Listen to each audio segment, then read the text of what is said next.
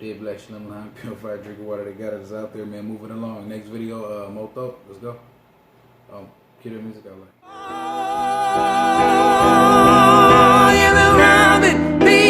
To pay Paul as long as I stay comfortable. Yeah, cash that paycheck, spend it all on shit that I throw away each part.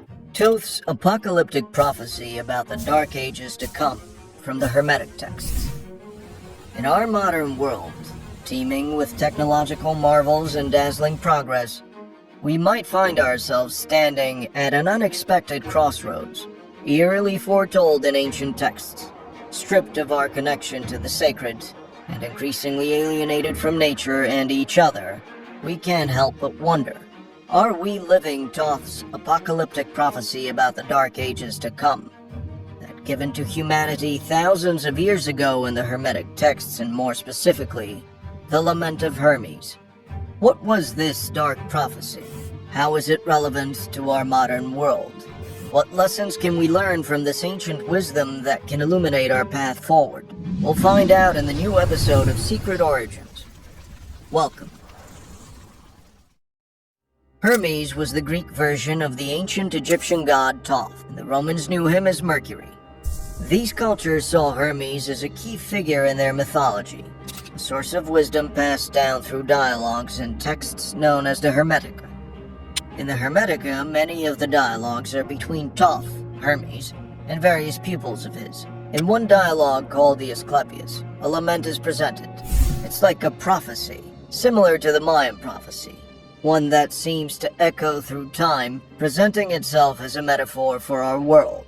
This lament prophesied that there will come a time when Egypt, which is an image of heaven, reflecting the divine operations at work in the cosmos, will be forsaken.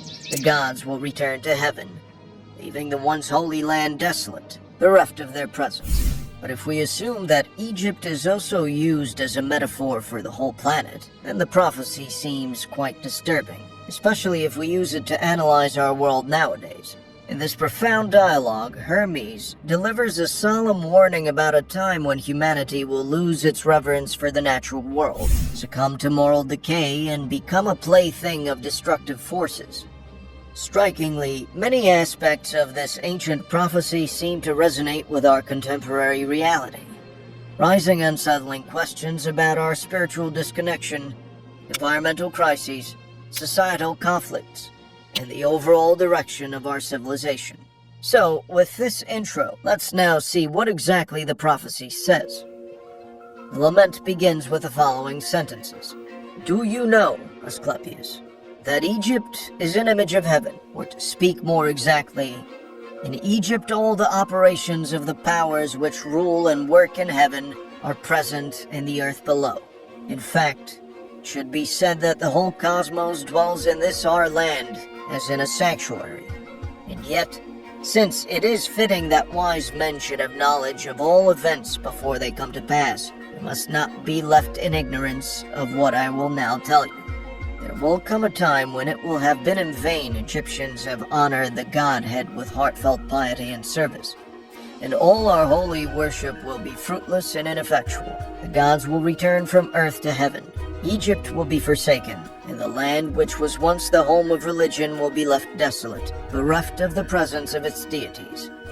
O Egypt, Egypt, of thy religion nothing will remain but an empty tale, which thine own children in time to come will not believe. Nothing will be left but graven words, and only the stones will tell of thy piety. And in that day men will be weary of life, and they will cease to think the universe worthy of reverent wonder and worship. In a way, it suggests that Egypt's profound religious devotion will become nothing more than an empty tale, a folklore that even its future generations will fail to believe.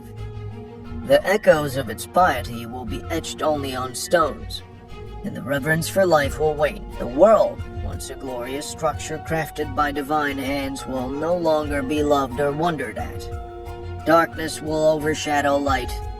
Death will be seen as preferable to life. But Egypt here is symbolic of a spiritually focused civilization. The passage speaks to a time when the spiritual wisdom and reverence embodied by ancient Egypt would be lost. Today, it can be viewed as a critique of modern societies drifting away from holistic and spiritual understandings of the world. The warning is that profound knowledge and respect for the divine would disappear, replaced by hollow words and ritual, leading to a sense of disenchantment and dissatisfaction with life. It can also be paralleled with today's societal shift from spiritual or religious values to a more secular, materialistic focus. The weary of life phrase could be seen as a prophecy of the existential crisis and disillusionment common in modern societies.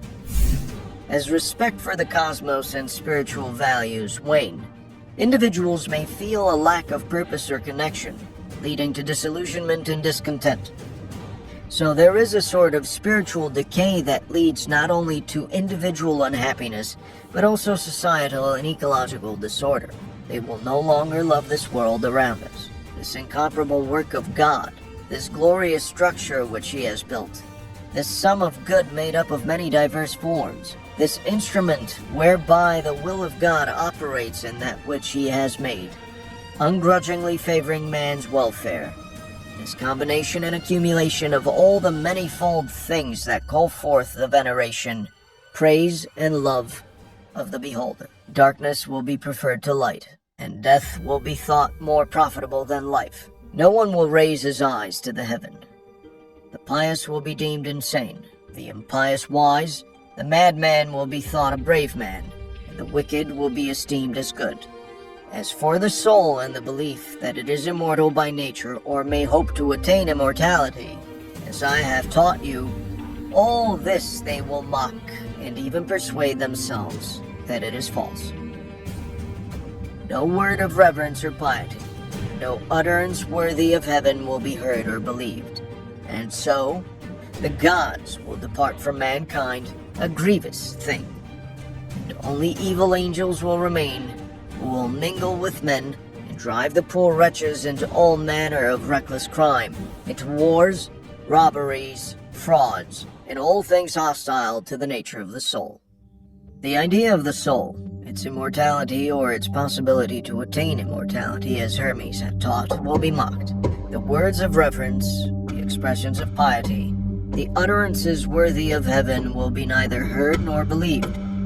The gods will depart from mankind, leaving only evil angels to mingle with men, driving them to commit reckless crimes, wars, robberies, frauds, everything hostile to the nature of the soul.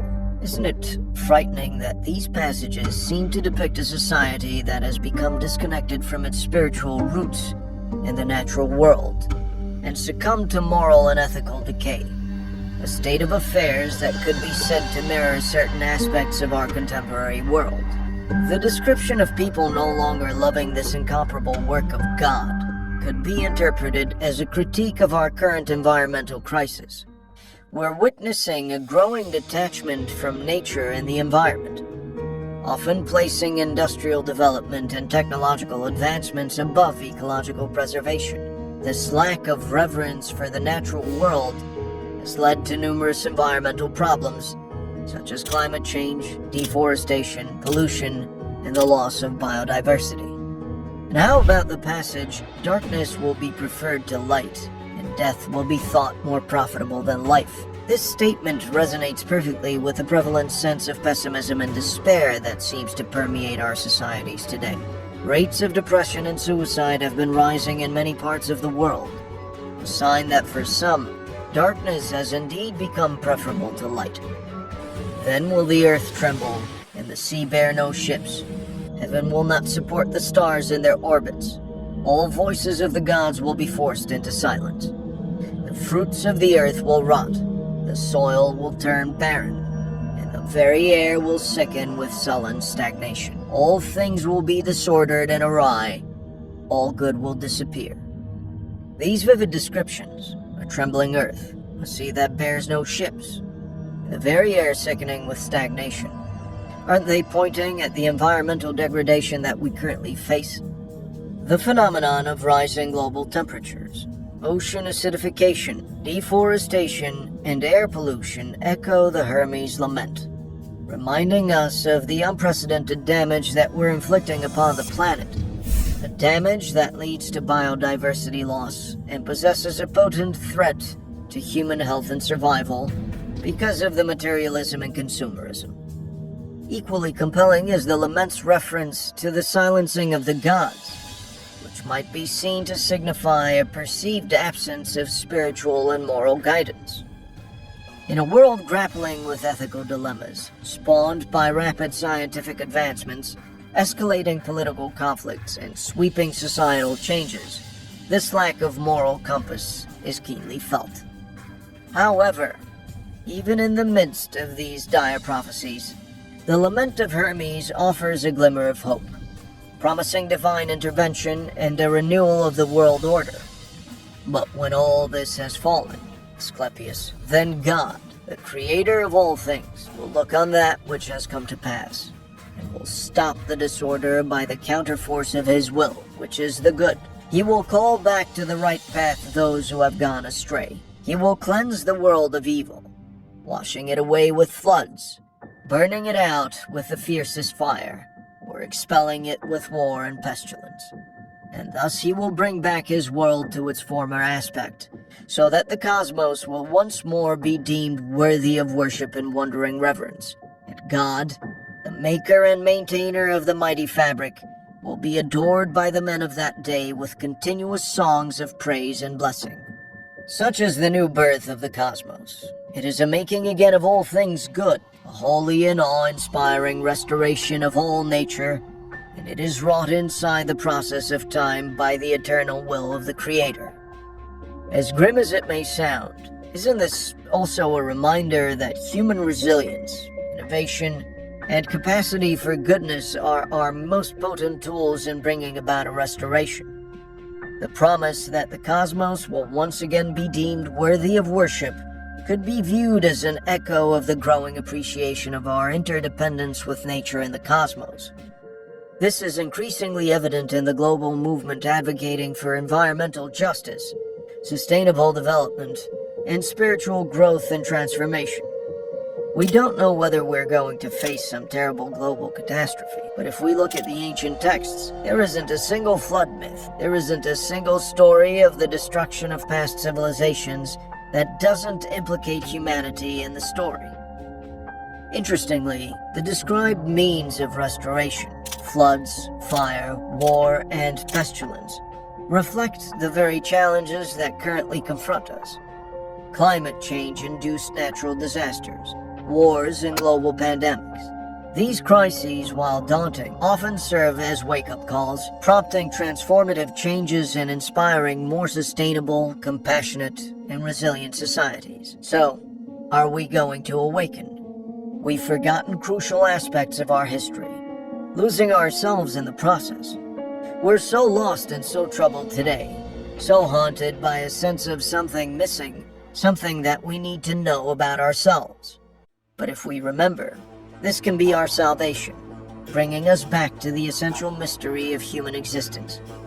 That we participate in this theater of life in an immense endeavor aimed at the perfection of the soul. We're not just a species with amnesia, we're also a species with potential. According to Graham Hancock, the problem with our world, as perceived by shamans of the Amazon, is that we've severed our connection with the spirit. Restoring that link is the first step towards progress. The crossroads we stand at now require us to effect changes on a micro level, to make changes in our own lives, in our immediate surroundings. We must make these changes for the better, driven by love, not these exterior trappings of power that have brought such horror and misery to the world. This is the moment of crossroads that we stand at. None of us can effect changes on a macro level. It's impossible to do so. But we can make changes on a micro level. We can make changes in our own lives. We can make changes in our immediate surroundings. Changes for the better. Changes driven by love. The notion of global destruction may be overwhelming, but it doesn't stop us from seizing the harmful actions we personally contribute to. If we all act on this, a significant change in consciousness can occur, leading the world toward a brighter future. A future for our children and our children's children, where this beautiful jewel of a planet is once again revered and loved as it should be. We must not forget that we create the reality we live in. We are authors of our fate, and it is our actions that steer our world's destiny. What we're manifesting in the world, that is what is coming toward us. So it's vital that we remember that the change we seek begins with us.